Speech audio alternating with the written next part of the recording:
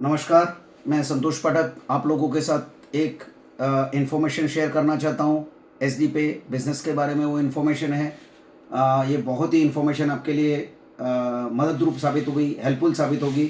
तो अभी अपने एप्लीकेशन के अंदर एक बहुत ही बेहतरीन अपडेट हुआ है, जिसके बारे में मैं आपको इन्फॉर्मेशन दूंगा कि हम किसी को भी न्यू रजिस्ट्रेशन करते हैं तो उसका न्यू रजिस्ट्रेशन या ओल्ड लोग जो भी है, पुराने लोग जो है, जो यूज़र्स है हमारे या नए लोग हो, उनके लिए इन्फॉर्मेशन काम किए।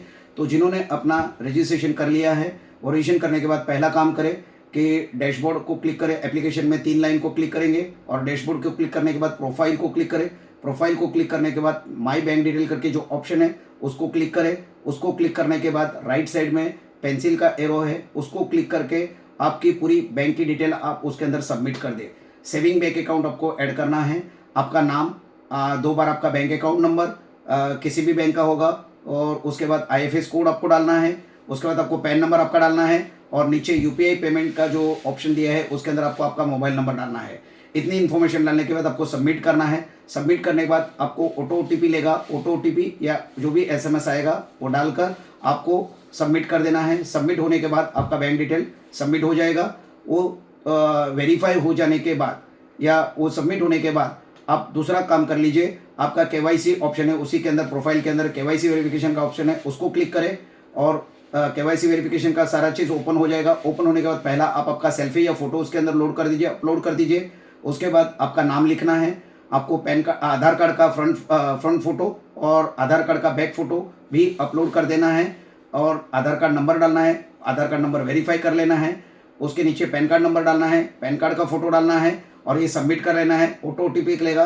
ये आपका केवाईसी वेरीफाई हो जाने के बाद आपको एप्लीकेशन से बाहर आ जाना है और ऐड बैलेंस को आपको क्लिक करना है। ऐड बैलेंस को आप जैसे क्लिक करेंगे, आपका केवाईसी वेरीफाइड अगर हो गया होगा तो आप ऐड बैलेंस से यूपीआई पेमेंट से 1000 से लेके 7000 रुपये तक का पेमेंट डिपॉजिट कर सकते हो। तो और उसके बाद अगर आपको 7000 से भी ज़्यादा पेमेंट डिपॉजिट अगर करना है तो ऑनलाइन के बाजू में एक ऑफलाइन का मोड है, उसको क्लिक करेंगे आप, तो वहाँ पे आपको आपका एक अकाउंट क्रिएट करना है।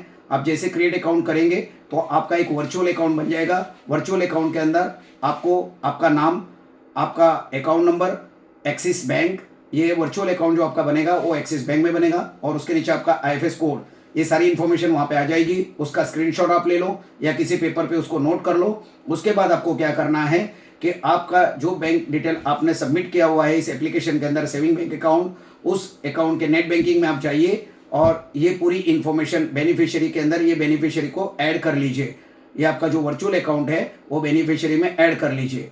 ऐड हो जाने के बाद, ऐड होने के बाद आप उस बैंक अकाउंट से जैसे ही इस आपके ये वर्चुअल अकाउंट के अंदर, वर्चुअल अकाउंट जो आपने सबमिट किया हुआ है उसके अंदर आप जैसे ही कोई भी फंड ट्रांसफर करेंगे, एनईएफटी, आरटीजीएस, आईएमपीएस आप कर सकते हो। ये जैसे ही आप ट्रांसफर करेंगे तो आपको एसडी पे के एप्लीकेशन के अंदर नेट बैलेंस में ये बैलेंस आ जाएगा और 7 दिन के बाद वो आपके अवेलेबल बैलेंस में भी आ जाएगा। जैसे ये बैलेंस आपका आ जाएगा वैसे ही आपका डिपॉजिट है वो एक्टिवेट हो जाएगा। उसके 24 आवर्स के बाद और 12 बजे के साइकिल के अंदर, मतलब नेक्स्ट डे से उसका आपको कैशबैक भी आना शुरू हो जाएगा।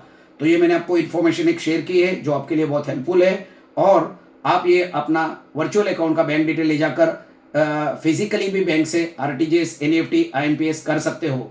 तो दोनों तरीके से आप इसके अंदर पेमेंट डिपॉजिट कर सकते हो। ऑनलाइन बैंकिंग से, नेट बैंकिंग से भी कर सकते हो या फिजिकली जाके बैंक में जाकर चेक डिपॉजिट करके, चेक देकर एनईएफटी, आरटीजीएस, आईएमपीएस भी आप कर सकते हो। तो ये दोनों ऑप्शन से आप डिपॉजिट कर सकते हो। तो अभी सभी को डिपॉजिट का जो इश्यूएंस था वो ऑलमोस्ट खत्म हो चुका है। 7000 का जो 7000 रुपये के अंदर का जो भी पेमेंट है 1000 से 7000 तक आप यूपीआई पेमेंट से, ऐड बैलेंस से कर सकते हो और उसके ऊपर जितना भी बड़ा पेमेंट आपको करना है, कोई कंडीशन नहीं है, तो आप वो डायरेक्टली जाके आप एनईएफटी, आरटीजीएस, आईएमपीएस से कर सकते हो।